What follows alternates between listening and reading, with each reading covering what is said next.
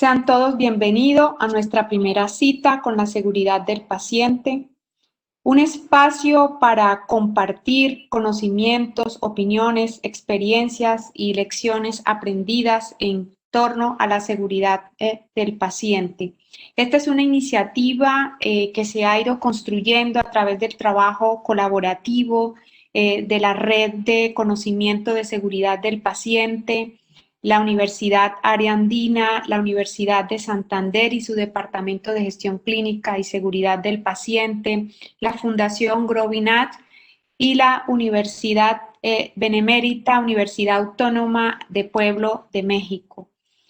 Ha sido un gran esfuerzo de todos pues, para mantener viva y continua todas estas experiencias que nos ayuden a explorar de alguna manera y dar soluciones a los diferentes problemas que día a día pues, afrontamos los profesionales de la salud en los escenarios de asistencia médica.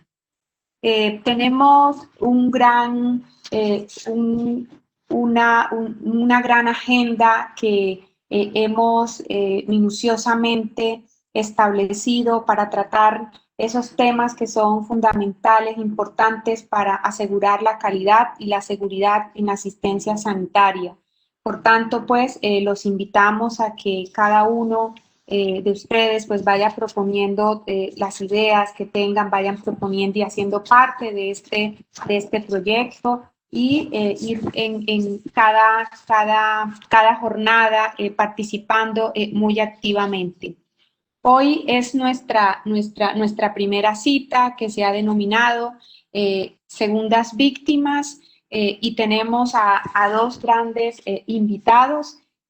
Hoy tenemos pues el placer de contar con el doctor José Joaquín Mira, que es profesor catedrático con plaza asistencial de la Universidad Miguel Hernández y miembro del Departamento de Salud de Alicante.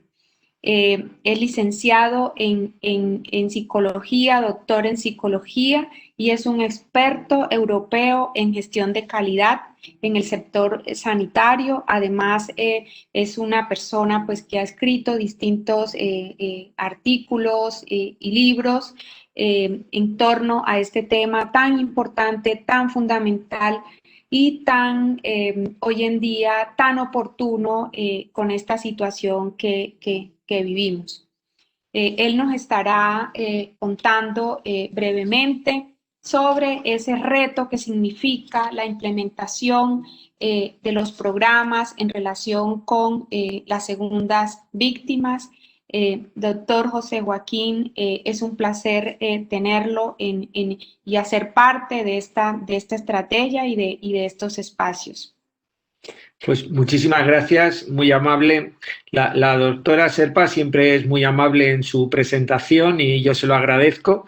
Pero bueno, como todo el mundo, pues también desde aquí, desde España, desde donde les hablo, pues intentamos hacer lo que es posible y más en estos tiempos que estamos viviendo que son altamente complejos y que bueno, nos han afectado por completo la manera en la que se trabaja.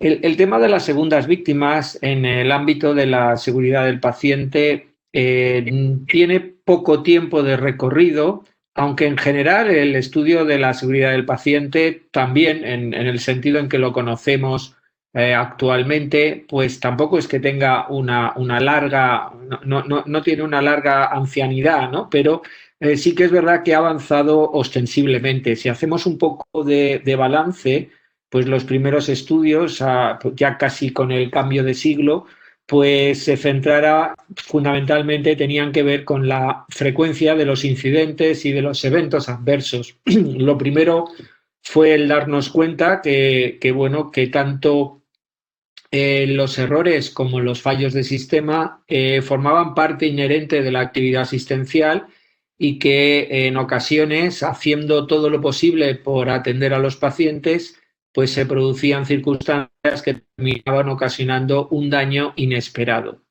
Estas situaciones, conforme fuimos creciendo en el conocimiento y sabiendo qué ocurría, cuándo y de qué manera, pues dieron lugar a propuestas para reducir los incidentes de seguridad.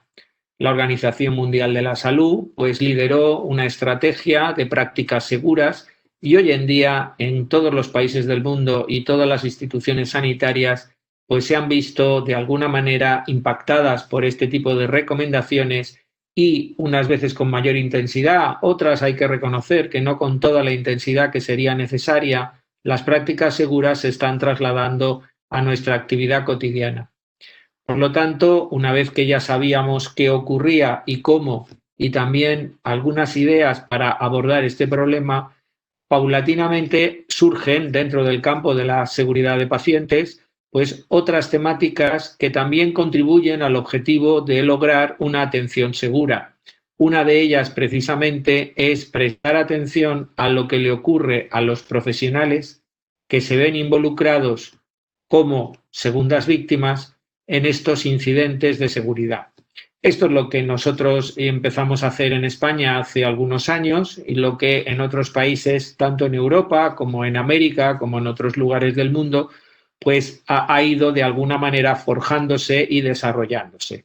Sí que es verdad que el término de segundas víctimas puede resultar confuso en ocasiones. Por ejemplo, en el ámbito de la aviación civil, las segundas víctimas de los accidentes son los familiares.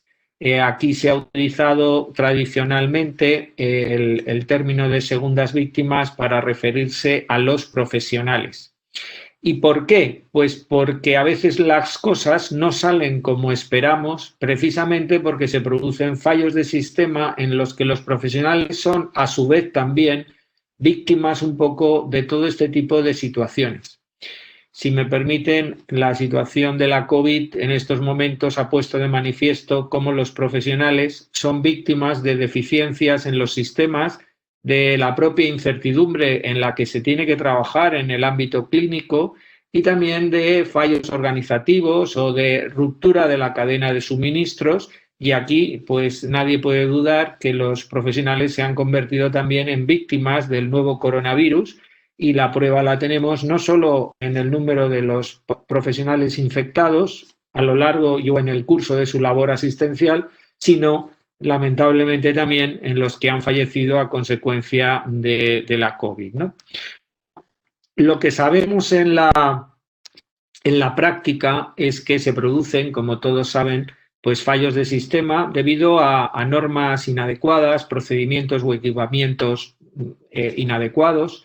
Y al final pues se provocan equivocaciones, hay incertidumbre que puede provocar un casi error y en ocasiones también un evento adverso. Y también tenemos pacientes que, aunque no se haya producido un incidente, su evolución pues no sigue la pauta o la expectativa que teníamos, lo cual nos preocupa y nos hace sentirnos responsables en cierta medida de ese curso tórpido que presenta esta persona. Todo esto hace que fundamentalmente dos personas en Estados Unidos, Albert Wu y Susan Scott, pues acuñaran y difundieran el uso del término segunda víctima para referirse a ese profesional implicado en un evento adverso y que se ve emocionalmente desbordado, ¿no? Se ve desbordado porque se siente en alguna medida o en toda la medida responsable de lo sucedido, aunque en ocasiones, en muchas ocasiones, no sea realmente el único responsable. Lo que sí que es el último, si me permiten la expresión, que ha tocado la barriga al paciente, porque aquí lo que sucede en la cadena es que se empieza a preparar el error mucho antes, pero al final siempre hay un profesional que es el último que está en contacto con el paciente antes de que se produzca el incidente de seguridad. Este es un tema muy ligado a la cultura de seguridad en los centros. Muchas veces hablamos en términos de buenos y de malos profesionales. Los buenos son los que no se equivocan y los malos son los que se equivocan. Pero sabemos, quienes trabajamos en el ámbito de la seguridad de los pacientes, que excelentes profesionales que llevan una trayectoria impecable también pueden cometer un error o también son víctimas de los fallos de sistema. Por lo tanto, lo que hemos aprendido y lo que sabemos hoy en día es que aquellas organizaciones sanitarias que siguen con esta dicotomía de buenos y malos para referirse a los profesionales suelen coincidir con que no tienen una política de transparencia y de información al paciente cuando sucede algún incidente. no llevan a cabo políticas de compensación justa tras la ocurrencia de eventos adversos graves, lo que buscan más es culpables antes que conocer qué ha pasado para evitar que ocurra en el futuro. Por lo tanto, no aprenden de la propia experiencia. Lo único que se aprende en estas organizaciones es a ocultar la verdad. No dejan espacio para que se puedan gestionar los riesgos y, por lo tanto, terminan teniendo un mayor número de eventos adversos. Aquellas organizaciones que apuestan por cuidar a los profesionales logran mejores resultados en calidad y reducen el número de eventos adversos. Y esta es una de las razones por las que apostamos por los programas de segundas víctimas. Los profesionales en esta situación, tras un incidente de seguridad con consecuencias graves, un evento adverso, pues lo que sabemos es que tienen sensación de culpa, que experimentan ansiedad, y eso se nota en el insomnio, en el cansancio, en preguntarse una y otra vez qué es lo que ha ocurrido y por qué. Y lo más importante, un error llama a otros errores porque entran dudas sobre si lo hago bien, si no lo hago bien, qué decisión debo de tomar, y esto se contagia al resto del equipo. Por lo tanto, afrontar el problema, apoyar a la segunda víctima, es trabajar por la seguridad de los pacientes. Este efecto imán, que un evento adverso atrae a otro, lo hemos comprobado en los estudios que hemos hecho sobre la frecuencia de eventos adversos. Ahí en la región saben que llevamos adelante el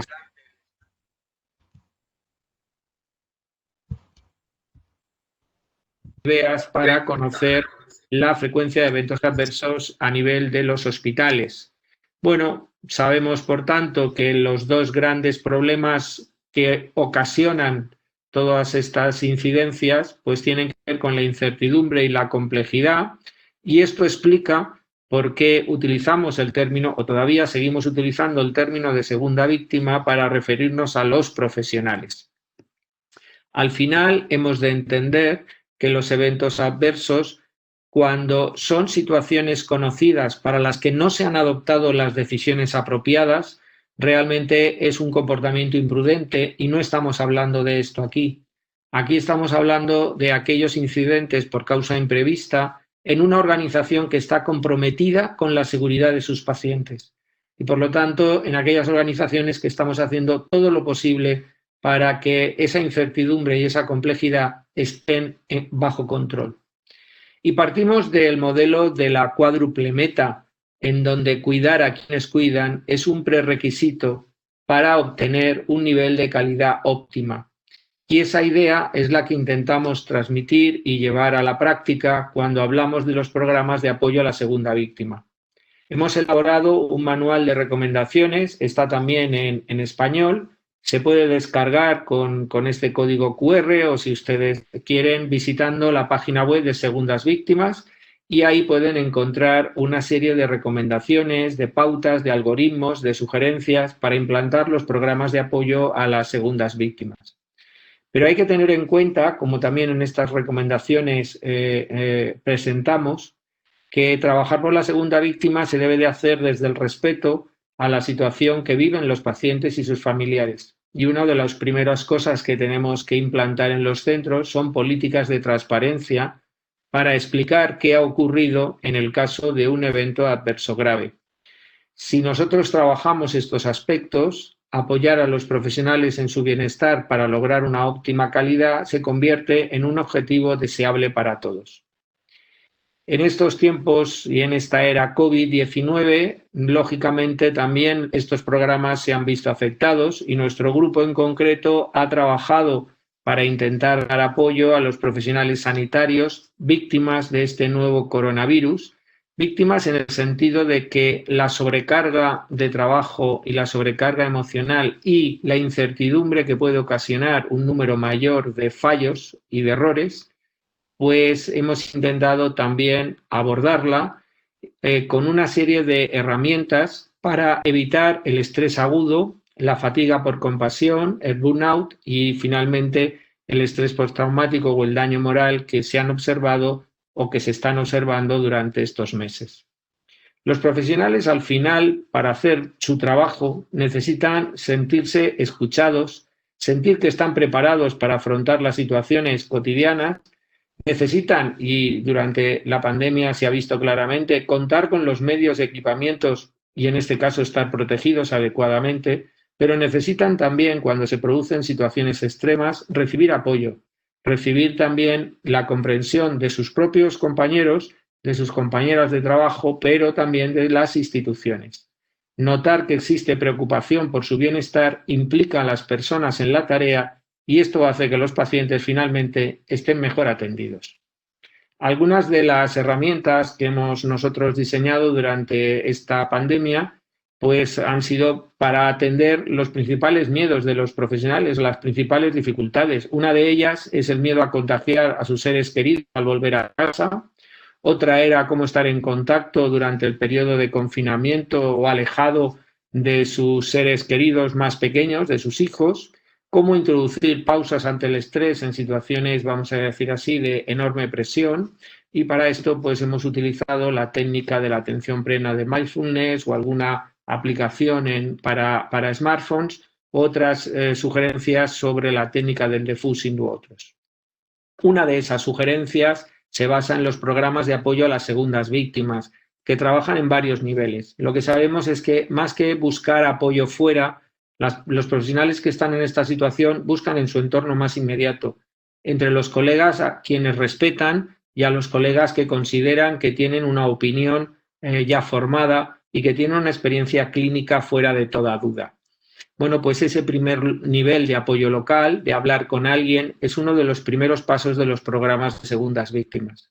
El segundo viene en relación a contar en los centros con profesionales también de referencia para la mayoría de quienes trabajan en las instituciones, pero que ya se les entrena específicamente como portadores de apoyo a la segunda víctima. Y tenemos que tener un tercer nivel al que acuden afortunadamente muy pocos profesionales, pero que debe de estar presente en nuestro esquema de trabajo para prestar un apoyo ya especializado para aquellos casos que desarrollan alguna patología emocional o afectiva y que les impide verdaderamente realizar su trabajo adecuadamente. Bueno, pues estas son las cuestiones que nos planteamos para conocer qué es o en qué consiste el fenómeno de la segunda víctima, cómo este fenómeno de la segunda víctima también se ha trasladado, lamentablemente, a la pandemia y a la situación que se ha vivido en los centros, que hay muchos elementos comunes a lo largo de todos los países.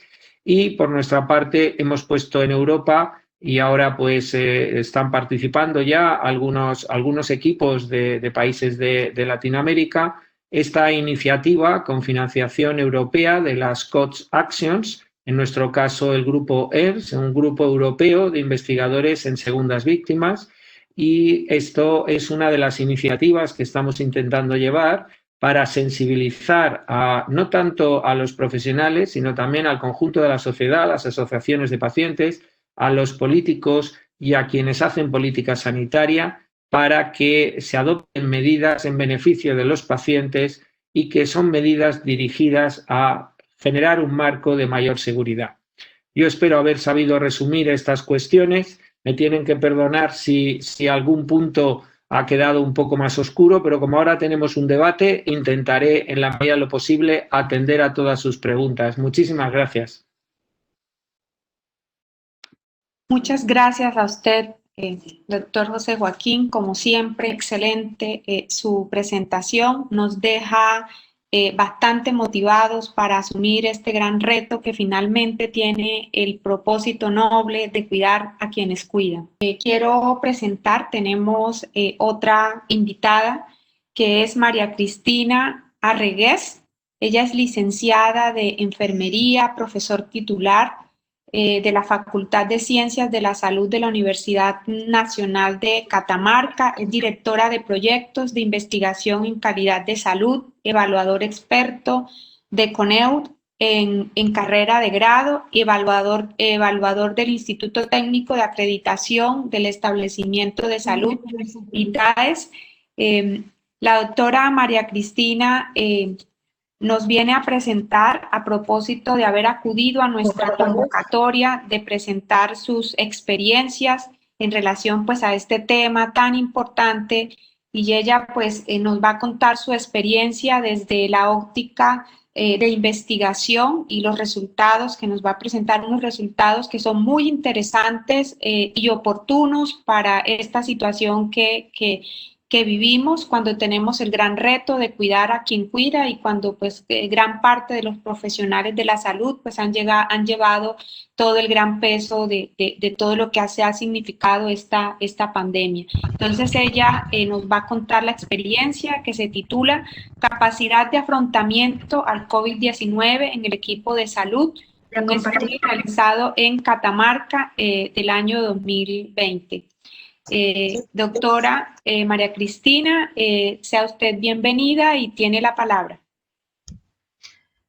Bueno, buenas tardes, muchas gracias por haber aceptado que formáramos parte con un equipo de esta gran propuesta que ustedes han planteado. ¿Se me escucha?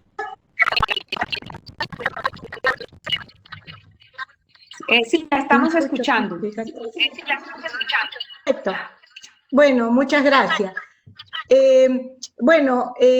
¿Cómo surge esto? Y realmente es un gusto conocerlo al doctor José, porque en una latitud muy extrema, él de España y nosotros desde Argentina, y buscando la posibilidad de poder trabajar en lo que es la seguridad del paciente, pero también de los equipos de salud, hemos tomado el instrumento que ellos han generado y que surgió de un grupo de profesionales que hacen seguridad del paciente en mi país y que se ha conformado una red nacional, y en una de las ponencias un colega español planteaba esta idea del ser más COVID y las segundas víctimas, y nos pareció sumamente interesante poder abordar esta situación que ellos planteaban, así que es un gusto muy grande poder compartir con él.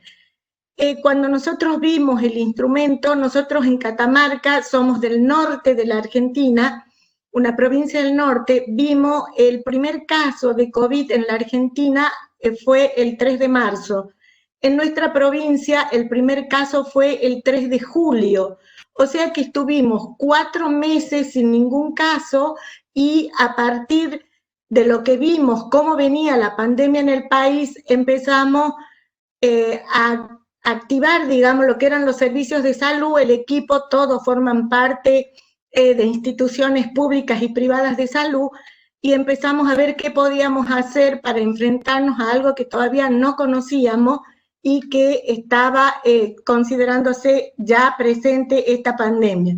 Entonces nosotros quisimos hacer algo para empezar a abordar la temática, y nos pareció muy interesante estas dos palabras, segundas víctimas. Todos los países en Latinoamérica hemos vivido situaciones dispares entre lo que pasaba en la comunidad con la pandemia y lo que pasaba en los centros de salud. Entonces, poder abordar lo que eran las segundas víctimas y el afrontamiento nos pareció muy interesante. Esto es parte del equipo, como les digo, hay médicos, hay enfermeros, hay kinesiólogos, hay bioquímicos que forman parte del mismo y que trabajamos en distintas instituciones de salud, y desde la universidad quisimos abordarlo con una propuesta de poder generar datos, porque este también es un caso único, Dios quiera que no lo volvamos a pasar, y todo lo que no quedemos documentado de esta situación, quizás lo perdamos. Entonces, quisimos hacer un aporte, usar un instrumento que nos pareció fantástico, que lo vimos y nos adueñamos de él, y bueno, lo aplicamos, y entonces yo quiero mostrarles a ustedes ahora qué obtuvimos en ese trabajo. Lo más importante para nosotros es poder instalar en el sistema de salud de mi país lo que es una segunda víctima, porque se consideraba más al paciente que a los propios colegas y al equipo de salud, y a todo el equipo, porque no es solo el equipo de salud, sino todo la logística que tiene salud. Entonces nos pareció fundamental poder retomar ese concepto de lo que es la segunda víctima y poder asociarlo a lo que es la seguridad del paciente. y esa situación que le aparece a los integrantes del servicio de salud tiene condiciones del contexto que no solo tienen que ver con lo que hacemos adentro de una institución, sino con lo que pasaba afuera con la sociedad. El miedo que tenía la sociedad, el desconocimiento, no sabíamos a qué nos enfrentábamos, las situaciones adentro, un sistema de salud que no estaba preparado para semejante situación desde hace 80 años, recurso humano que no estaba capacitado, cómo manejarnos frente a esa situación fue muy difícil y con recursos no adecuados para hacerle frente a la pandemia. Entonces eran muchas situaciones que lo que generaban era mucha angustia, mucho estrés, mucho esto que explicaba el doctor tan claramente y que por ahí no sabíamos cómo traducirlo o cómo medirlo. Entonces, por eso nosotros quisimos conocer, determinar cuál era la capacidad de afrontamiento que tenían al COVID el equipo de salud que está en nuestra provincia, en Catamarca, en este año. Para eso nosotros utilizamos un muestreo por conveniencia, porque como no podíamos contactarnos con la gente, lo hizo por Google Form, y participaron 673 integrantes del equipo de salud, distribuidos en personal, en profesional, que hacen atención directa, pero también algunas personas de seguridad, de mantenimiento, de hotelería, para poder tener la visión de todo. ¿Y qué pasaba? Ustedes imagínense en el país cuando la ola estaba muy alta, en mi provincia recién aparecía el primer caso. O sea, veíamos qué pasaba, pero todavía no lo dimensionábamos en nuestra provincia.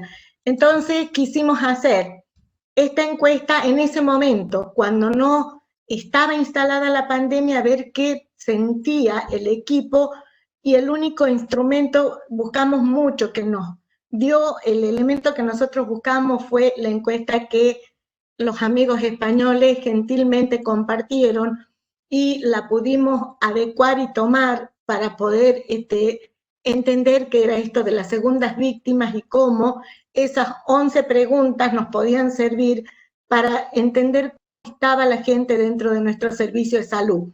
Así que la tomamos como referencia, la pusimos en el formulario y empezamos la encuesta.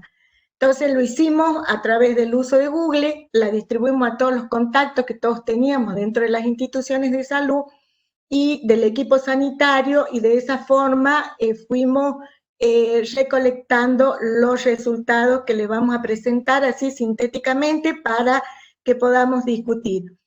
Procesamos estos datos para darle un marco científico, tratamos de buscar también, contactándonos con algunos colegas en España, si ellos tenían algunos resultados para poder cotejarlo. Nos fue muy difícil, honestamente no pudimos encontrar. Entonces, lo que nosotros encontramos fue esto. Esto nos pareció sumamente interesante a nosotros por las características de nuestro país. En la Argentina convive mucho el sector público y el sector privado en la rotación que tienen los profesionales de salud. Y de las 770 personas que participaron, el 47.1 trabajaban en el sector público, pero de la población total, el 29.3 también lo hacía en ambos sectores. O sea que convivíamos el sector público con el sector privado. ¿Y por qué fue importante para nosotros? Porque en la política pública de nuestra provincia, el sector público se hizo cargo de la atención del paciente COVID, pero nos llegaron al sector privado. Y muchos de los profesionales que adquirieron la enfermedad venían del sector público al sector privado. Entonces esto quizás tenemos que hacerlo con un análisis más sólido o más importante, pero todo esto fue surgiendo a partir que se iba instalando la pandemia en nuestra provincia. Es idea del equipo hacer una nueva encuesta ahora para comparar, ver cómo estuvimos cuando empezamos, y ahora ya tenemos casos constantes y hemos llegado a tener muchos casos diarios, entonces ahora ya está instalada la pandemia en nuestra provincia. Entonces, bueno, acá un poco cómo estuvo distribuida, lo conformaron a la muestra médico, enfermeros, odontólogos, técnicos en instrumentación quirúrgica, bioquímicos, trabajadores sociales, kinesiólogos. O sea que tuvimos una amplia participación para poder entender los que decimos estaban en la primera línea, pero también los que formaban parte de todo este equipo de salud y que teníamos que ver cómo se manejaba esto en la pandemia. Para el análisis tuvimos que dividirlos en 3 grupos, los profesionales de salud específicamente, que son los de la primera línea, kinesiólogos, enfermeros y médicos, otros profesionales que estaban, que no tienen una relación tan directa como los que estaban involucrados en la pandemia, y por último, los que eran de servicios de apoyo. Y bueno, encontramos una disparidad, o sea, no es lo mismo la situación que tiene el que está atendiendo al paciente que el que hace un servicio de apoyo. Es lógico, pero a lo mejor también pensamos que tenía que ver con el momento que estábamos abordando la temática y que todavía no la teníamos instalada totalmente. Entonces, en 2 de las preguntas encontramos, yo anexé la encuesta para que podamos entender, cuando hablamos de la pregunta 2, una de las cosas que nos llamó la atención con esto que decía el doctor José, dice, he perdido el gusto de las cosas que antes me producían bienestar. Pensamos que cuando conversamos con los colegas todos los días, esta sensación de incertidumbre, de no saber qué nos esperaba del otro lado, generaba esto de que uno perdía esa sensación. Entonces, fue muy interesante esto que plantea él de escuchar. Y al último, después, lo que ellos decían, primero en una estructura de Google y después cuando uno los hablaba, la cosa cambiaba. Y el tercer grupo, que era el servicio de apoyo, ellos manifestaban que eso no les estaba pasando. El mayor porcentaje indicó en los 3 grupos que tienen miedo de contagiar a la familia. Y la pregunta, la preocupación de caer enfermo me provoca una tensión difícil de soportar, los 3 grupos indicaron que no les estaría sucediendo. En esta primera etapa sería interesante ahora medir qué dicen ellos a partir de lo que nosotros podemos ver ahora. Entonces, buscamos alguna correlación estadística con las combinaciones de las preguntas y no la encontramos. El miedo de contagiar a la familia es el más importante. Entonces, nosotros sacamos algunas conclusiones que consideramos que habrá que compartirla ahora con el resto de los equipos para poder abordarla con esto que planteaba José. La primera conclusión es que el miedo a contagiar a los familiares y a los seres queridos, angustia, ansiedad, insomnio en algunos casos, son lo que experimentan los profesionales de salud desde el comienzo de la pandemia del COVID a raíz del trabajo que realizan. La otra conclusión es que se necesita urgente un plan de mitigación de esta clase de impacto para el personal de salud que está trabajando con los pacientes en esta pandemia. El COVID-19, al aumentar el riesgo a lo que están sometidos los integrantes de salud, tiene una relación, como planteaba él, abrupta sobre los eventos que a uno lo pueden afectar. Nosotros tenemos que estadísticamente hasta el 17 de septiembre teníamos 30.000 trabajadores de salud con COVID y 130 de ellos fallecidos.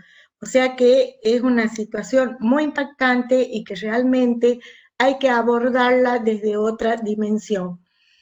Esto es un poco la bibliografía que nosotros hemos utilizado para hacer este trabajo y realmente acá está la encuesta, que es un poco lo que ellos han trabajado desde España y nosotros hemos utilizado para hacer este trabajo que realmente ha sido muy interesante y ahora nos genera muchas otras dudas que quizá ahora compartiendo podamos aclararlas, pero que ha sido de una gran utilidad. Así que agradecerles profundamente porque lo que hicieron en una latitud extrema nos sirvió muchísimo.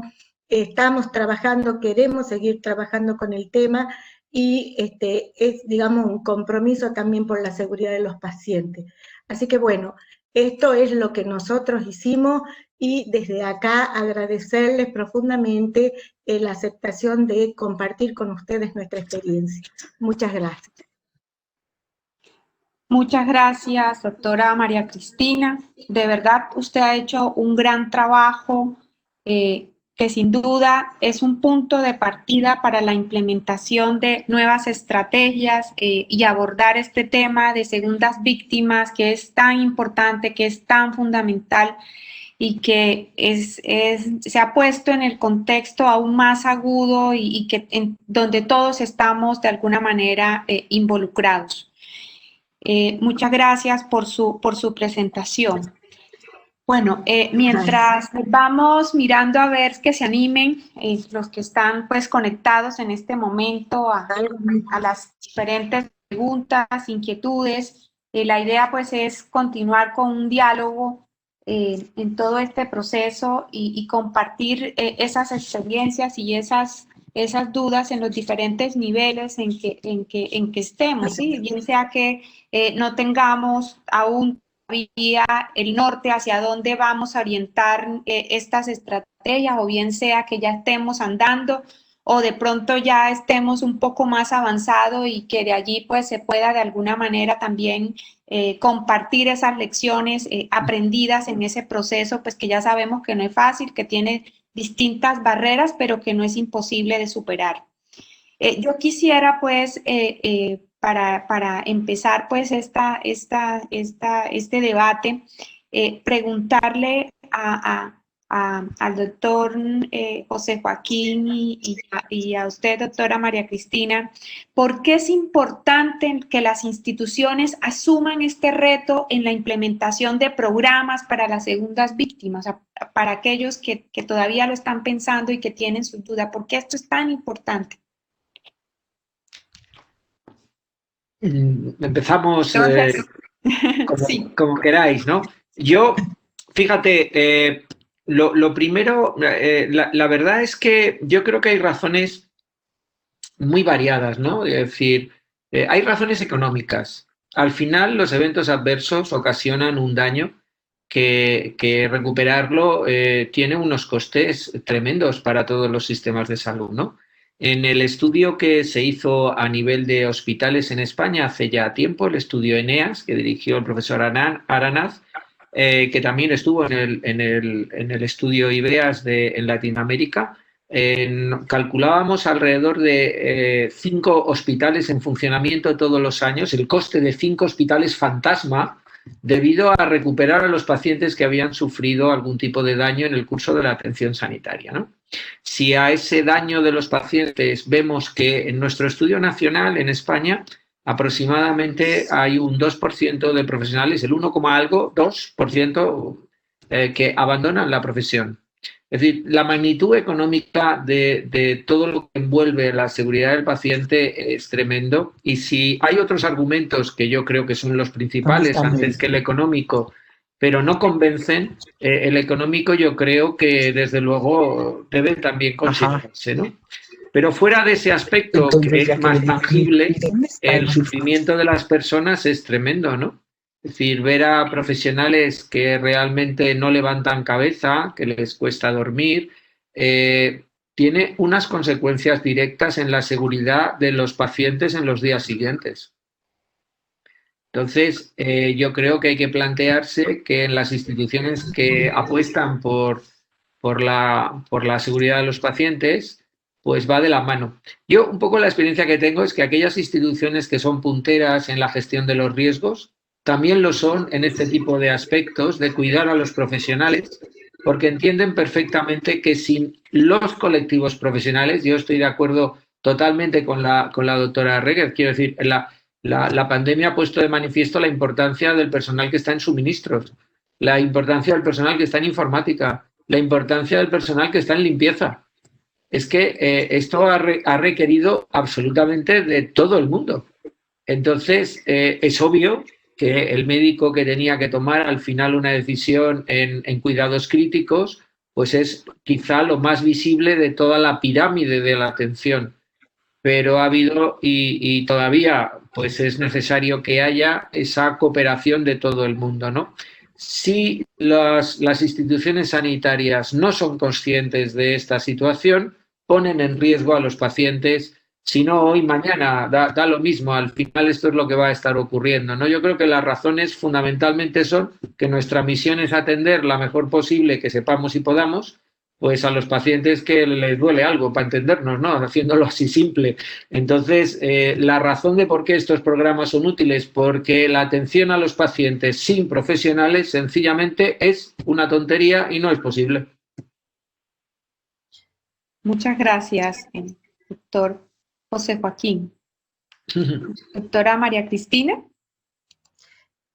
Yo creo que lo que dice José es fundamental, pero también tenemos otra situación que tiene que ver con Latinoamérica, y esto de tener el sector público y el sector privado, y a su vez las políticas públicas atravesando a los dos sectores y no teniendo en cuenta estas cosas fundamentales, que es la seguridad del paciente y la cultura de seguridad del paciente dentro de las instituciones públicas, incluso hasta en la formación universitaria de los profesionales. Es como que estos temas no forman parte de la academia. Entonces, es muy difícil después incorporar un profesional al sistema de salud cuando no tiene incluido estos conceptos básicos de lo que es la seguridad del paciente, lo que es la calidad de atención en una institución, y a su vez mucho menos esto de revalorizar lo que es una segunda víctima y la relación que tiene con los costos. Porque es como decía el doctor, si es que nosotros somos conscientes de que el recurso humano formado en estos conceptos va a disminuir en manera notoria los eventos adversos, estamos hablando de costo, estamos hablando de calidad, estamos hablando de políticas de salud que realmente son orientadoras y marcadoras, son directrices para el bienestar y la salud de la población. Yo muchas veces quedamos entrampados en los costos, y yo creo que deberíamos irnos también a la formación de nuestros profesionales y poder empezar desde allí a cambiar la mentalidad, por lo menos de lo que nosotros tenemos, ¿no?, en Latinoamérica, que digamos que es una problemática común. Quizás en Europa no sea tanto, pero acá para nosotros es muy marcada, y las políticas públicas son definitorias en gran parte de los países de Latinoamérica. Entonces, yo creo que la academia tiene mucho que ver en esta temática y en el abordaje desde la formación. Así es. Sí, implica, esto es una situación pues bastante compleja, pues que tiene todo su impacto en la prestación del servicio, en la calidad, en las personas, en la familia, inclusive la misma comunidad, si no se maneja de la manera adecuada y apropiada. Bueno, tenemos una pregunta en el chat. Pregunta Adriana, esta pregunta es para la doctora María Cristina, que dice que el instrumento que utilizó para medir afrontamiento, ¿qué validez de contenido tuvo? ¿Bajo qué consideración ética se trabajó? Es una pregunta porque está interesada a ver si puede replicar este estudio que le pareció muy interesante, muy importante, replicarlo en México, en la Ciudad de México. Sí, el instrumento no está validado científicamente, lo que los académicos estamos acostumbrados a trabajar con instrumentos validados. Pero a nosotros nos pareció sumamente interesante porque no teníamos tiempo en la pandemia de validar ningún instrumento.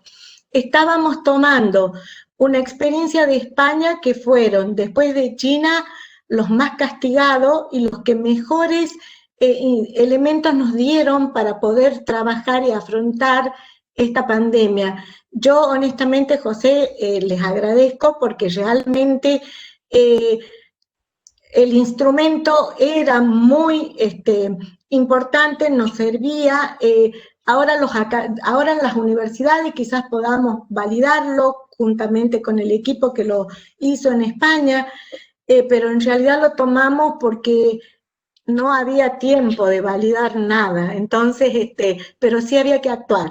Entonces, no está validado, está, quizás ahora si podemos hacer las experiencias, podemos ver si nos sirve o no, si los combinamos con otro, pero yo creo que para empezar era muy interesante y realmente se puede tomar decisiones a partir de este instrumento. Y con la significancia estadística podemos darle algún valor al análisis. Yo creo que lo podemos utilizar, no le veo inconveniente. Sí, yo si me permitéis, efectivamente, como bien dices, en marzo el problema era que había que hacer algo, porque teníamos a los pacientes en la puerta y teníamos una situación dramática. El motivo de que nosotros entráramos en esto, nos conocían en España por el estudio que habíamos realizado a nivel nacional sobre las segundas víctimas, y cuando empezó el mes de marzo, efectivamente, la ola de la pandemia venía desde Asia y en España pues se notó de una manera muy cruel. Bueno, pues desde varios centros que nos conocían de hospitales de España nos llamaron preguntando. La página web, los recursos, etcétera, se gestaron en 20 días, no había tiempo para grandes cosas y ese fue el objetivo. A fecha de hoy sí que la escala la hemos podido analizar, validar, y sí que hay, dijéramos, ya una estructura que consolida un poco desde un punto de vista empírico cuáles son bueno, pues las características métricas de esta escala, ¿no? Pero sí que es verdad que en ese momento yo creo que todos estábamos en la misma situación. Lo primero era sacar las cosas adelante, intentar que nadie quedara atrás, y ya otros elementos, pues si se podía bien, y si no, pues al día siguiente había que volver a subir la persiana y estar en los centros, ¿no? Yo creo que ese era el objetivo, efectivamente, aunque ahora sí que ya está, dijéramos, un poco ya contrastada, ya hemos tenido un poco de serenidad, hemos visto también cómo evoluciona, hemos relacionado la falta de medios de protección, incluso de protocolos de higiene y de limpieza de los centros con puntuaciones mayores, y también que las puntuaciones son distintas en críticos que en otros puntos de la atención sanitaria, y también las puntuaciones son diferentes en el caso de profesionales que han terminado infectados por el virus, ¿no? O sea que estas cuestiones sí que a fecha de hoy las hemos podido analizar. Muchas gracias, doctor José Joaquín.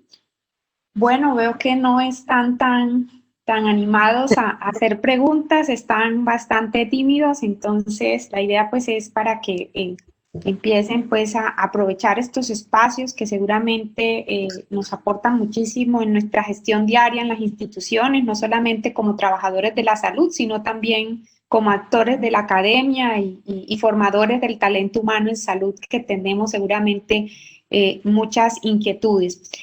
Yo, mientras que las personas se animan, hay una pregunta que es la pregunta que todos nos hacemos siempre cuando, bueno, no tenemos muy claro el rumbo y vemos muchas cosas alrededor, y es, ¿por dónde empezar?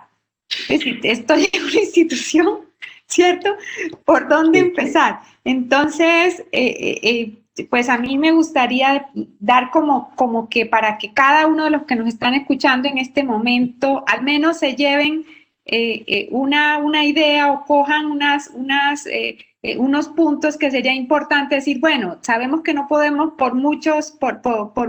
empezar por muchas cosas, porque al final nos podemos quedar en el tiempo. Entonces, ¿qué les dirían ustedes a esas personas que están ahí, que se están haciendo esas preguntas, que de pronto no tienen todavía implementado este tipo de programas y que están conscientes de la importancia?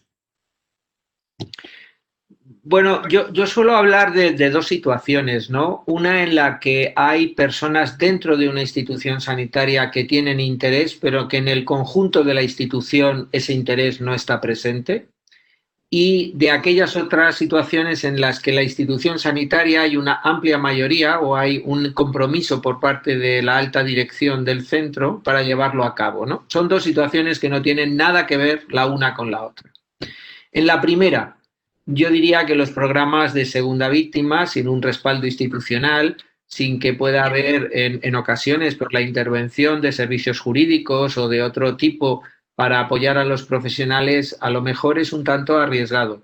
Pero una manera de ayudar a la segunda víctima es apostar por la gestión de los riesgos en las unidades donde estamos trabajando. Yo pongo siempre un ejemplo muy simple.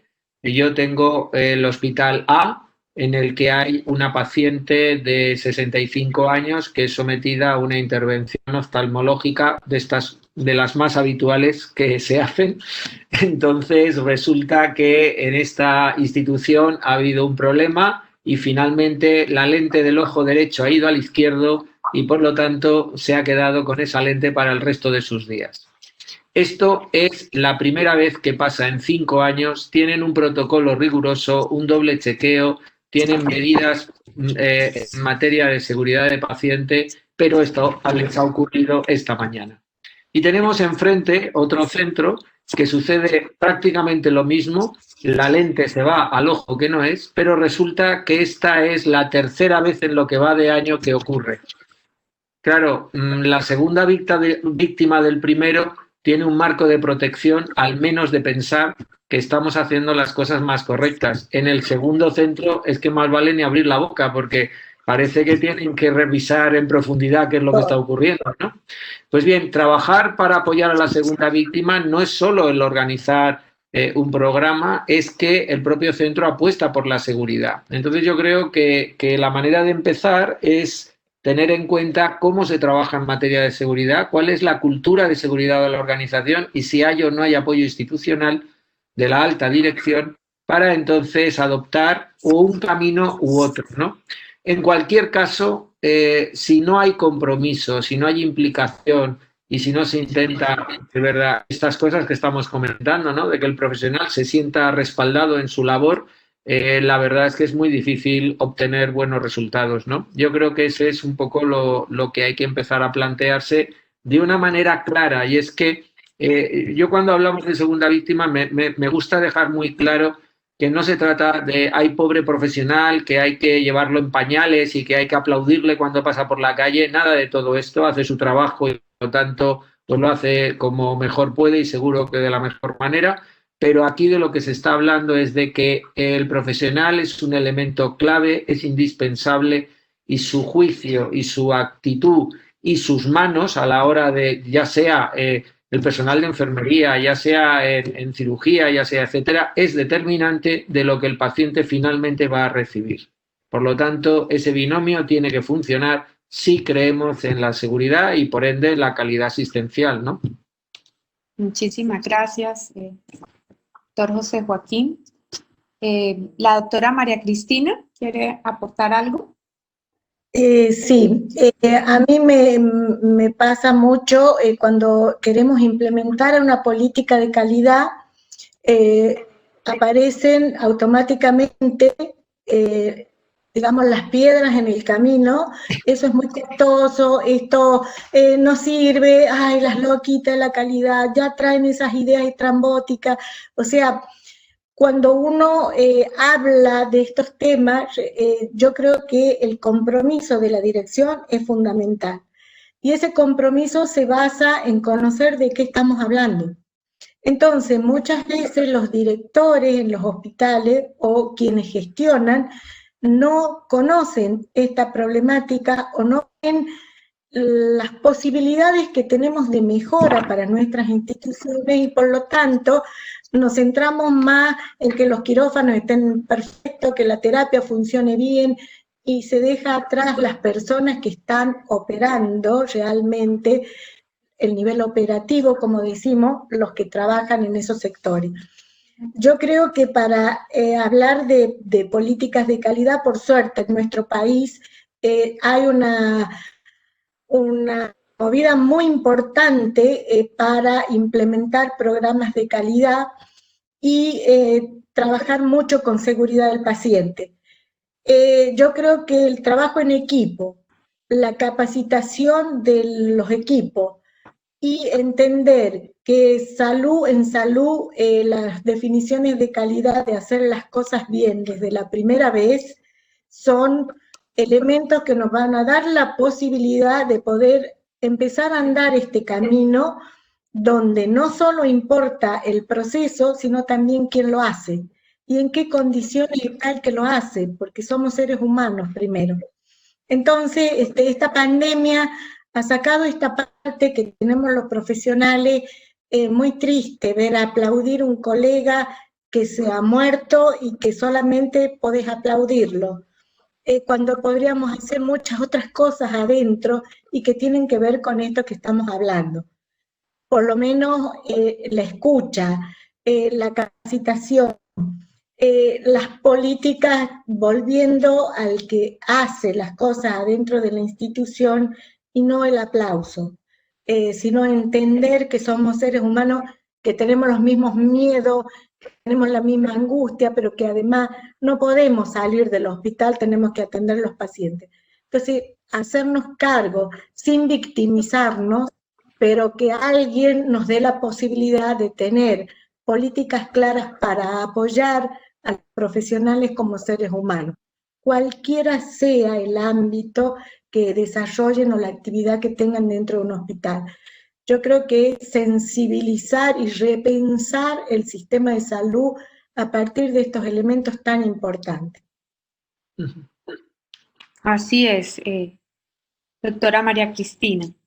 Bueno, veo que no, por el momento pues no tenemos duda. Yo creo que ya una última pues pregunta que surge acá desde la experiencia que hemos tenido seguramente muchos de los profesionales que están allí conectados, y es el tema que tiene que ver con la seguridad legal, que también es un factor que es un reto también en la implementación y protección. No sé, desde la experiencia que ustedes han tenido, pues me gustaría que nos compartan esa visión o hacia dónde se están orientando iniciativas, estrategias para este tema que es fundamental y que de alguna manera no se puede evadir cuando hablamos pues de estos temas de segundas víctimas y cuando hay pues una persona que ha sido afectada por un evento adverso y bueno, reconociendo todo el tema que se tiene, porque tiene todo el derecho a reclamar, pero que también hay,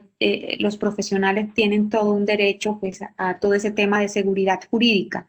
Entonces, desde sus perspectivas, experiencias, me gustaría pues, que nos compartan esas acciones que de pronto en algún momento han podido ustedes tener o conocer y hacia dónde pues, se orientan todas estas acciones. Bueno, el marco de seguridad jurídica, efectivamente, como muy bien señalas, es vital, es clave. Es decir, el motivo fundamental por el que al paciente no se le informa es por miedo a que se enfrentarse a un litigio. El miedo a por qué no se avanza, incluso se esconde la ocurrencia de un incidente que puede afectar a nuevos pacientes porque no se pone remedio, es el miedo a la sanción. Y en nuestras organizaciones sanitarias la culpa está presente y el señalar a alguien es algo que marca pues, un destino profesional. Yo creo que esto es clave y vital cuando se habla de este tema. A nivel global hay muy pocos países en el mundo, son escasísimos, que han desarrollado lo que llamamos las leyes de disculpa. Las leyes de disculpa consisten en que cualquier cosa que se le dice al paciente con respecto al incidente, la ley protege al profesional y a la institución de tal manera que hay un privilegio legal que impide que esa información pueda ser utilizada en sede judicial para plantear un litigio. Pero esto, como digo, está en muy pocos países. En Europa, Italia, Alemania han desarrollado normas legales y nosotros en España estamos intentando introducir cambios. El primero de los cambios es incluso las personas que participan en un análisis causa-raíz, porque en nuestro marco regulatorio desde un juzgado se les puede llamar a declarar, con lo cual esto rompe lo que es la dinámica, la concepción y la idea de la razón por la que se hacen las causas raíz, ¿no?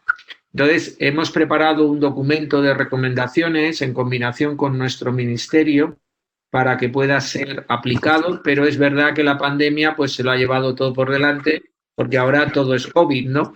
Ahora mismo, pues supongo que tendréis la misma experiencia, los infartos han bajado, los ictus también se han reducido y todo es COVID, ¿no? Entonces, pues también en las políticas sanitarias y en las acciones pues se han quedado aparcadas. Nosotros planteamos también, pero hasta ahora no ha podido ver la luz, en la legislación española hay dos colectivos profesionales que tienen el derecho a guardar la información y no se lo puede pedir nadie, de que disponen en el curso de su actuación profesional. Estos dos colectivos son los periodistas y los sacerdotes. Unos por el privilegio de la información, la libertad de información, y el segundo por el privilegio de la confesión y por lo tanto una situación tradicional. Nosotros estamos planteando que también es algo tradicional que está recogido, dijéramos, históricamente desde hace muchísimo tiempo, el vínculo entre el profesional sanitario y el paciente y la obligación legal del profesional sanitario de custodiar cualquier cosa que conozca de esa persona a la que está tratando, ¿no? En base a eso planteamos una equivalencia con el colectivo de periodistas y con el colectivo religioso para entonces incluir también una protección legal y una situación a los profesionales sanitarios.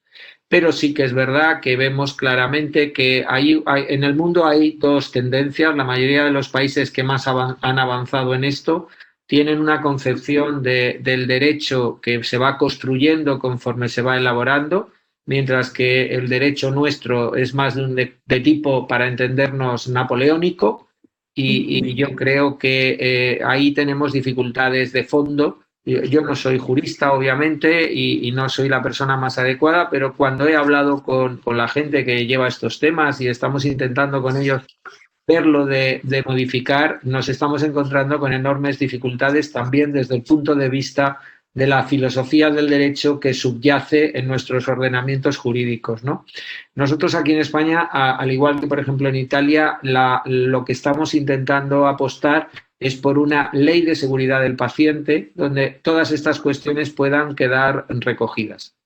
Pero esto no lo tenemos resuelto, en muy pocos sitios lo está, y efectivamente es la espada de Damocles que hace que no se pueda avanzar en esto que estamos un poco preconizando, precisamente por una cosa tan humana y tan básica como es el miedo.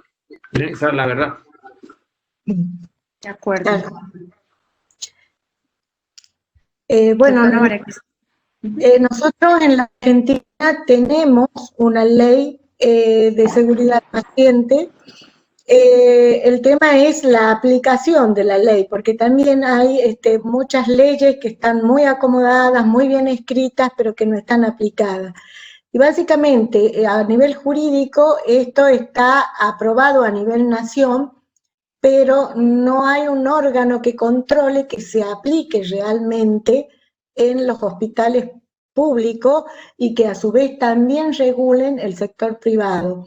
Entonces, tenemos la ley escrita, pero no tenemos la aplicación. Y cuando hablamos del evento adverso, nosotros hicimos un trabajo acá en un hospital, en el hospital más grande que tenemos, utilizando la grilla de cribado del proyecto IBEA, la complementamos con otros instrumentos para poder ver qué decía la gente si tenía un evento adverso, qué hacía. Y todos nos decían que no lo iban a denunciar.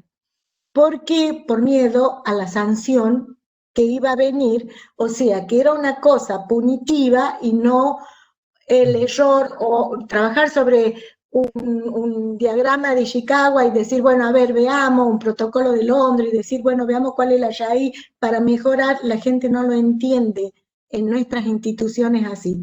Si denuncio el evento, me sancionan, por lo tanto, lo escondo. Entonces, es como que es paradójico tener una ley de seguridad del paciente y tener estas situaciones con los eventos adversos que todos quedan, como decimos en la Argentina, bajo la alfombra, porque así estamos bien. Entonces, no pensamos en el paciente. Por eso yo les decía esto de las políticas y de cómo los marcos legales tienen que acompañar los procesos de transformación en las instituciones de salud y de generar esta cultura no punitiva para que podamos entonces sí hablar de calidad de atención y de seguridad de los pacientes, de seguridad para los profesionales dentro de las instituciones, porque el error es parte de lo humano, entonces está contemplado en toda la legislación, pero en estos casos puntuales no. Entonces llenamos muchos consentimientos informados, tenemos las leyes y todo lo demás, pero a la hora de la verdad pareciera que nos gana la mentira muchas veces, ¿no? Entonces lo legal va por un lado y los procesos y las acciones van por otro. Yo creo que ese es un gran desafío desde lo legal poder empezar a acercarnos de dos dimensiones totalmente distintas, porque quienes legislan no forman parte del colectivo de los profesionales o de los gestores de los ministerios de salud. Entonces por ahí es como que no nos ponemos de acuerdo, al menos en lo que nosotros vemos en nuestro país y en varios de Latinoamérica, ¿no? Sí, efectivamente, doctora María Cristina, y yo quiero acotar algo que es muy importante cuando usted dice que a las personas les da miedo de pronto reportar los eventos adversos por temor a la sanción, y esa sanción también tiene que ver por la percepción que tienen los trabajadores de la salud con una desarticulación con los los administradores del talento humano que trabaja en las instituciones, o sea, ese poco compromiso y esa poca articulación con las personas que de alguna manera llevan el liderazgo en el tema de la seguridad del paciente. Parece que por un lado va la administración y por el otro lado van las personas que están trabajando en todos estos temas de buenas prácticas y seguridad del paciente. Entonces pienso que allí también es otro reto y también hay mucho camino por recorrer y convencer en ese propósito de esas personas que están allá, que hacen parte de ese tema administrativo, porque siempre a cualquier trabajador de la salud que está involucrado en un evento, lo primero que piensa es que lo van a despedir de su trabajo, ¿sí? Entonces eso causa pues un impacto bastante negativo y que también pues no hace que la seguridad del paciente avance tanto con ese corazón, con ese propósito enorme del mejoramiento continuo.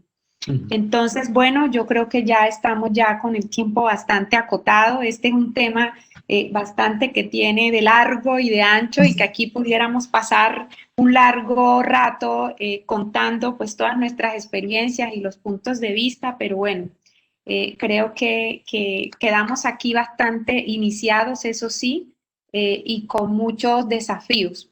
Es evidente que los eventos adversos con consecuencias graves tienen su peor cara en el sufrimiento de los pacientes y sus familias. Sin embargo, no son ellos los únicos que sufren y se ven afectados. En muchos casos, los profesionales involucrados directa o indirectamente en el evento adverso también son víctimas de estos hechos, generalmente de carácter involuntario. El término segundas víctimas fue introducido por el Dr. Wu de la Johns Hopkins University en los años 90 para referirse al profesional que se ve involucrado en un evento adverso inevitable y que queda traumatizado por esa experiencia. Y es que muchos profesionales de la salud, a lo largo de la vida, en algún momento, se sienten mal, incómodos, inquietos y en ocasiones culpables por alguna decisión clínica que no ha tenido el resultado que esperaban o ha sido errónea. Es en estos casos cuando decimos que los eventos adversos tienen, además de los pacientes, otra víctima, los propios profesionales. Actualmente, el término segundas víctimas se ha extendido también para referirse a los profesionales que no se ven a sí mismos capaces de afrontar emocionalmente las consecuencias de verse involucrados en un evento adverso con consecuencias graves para un paciente o un conjunto de pacientes.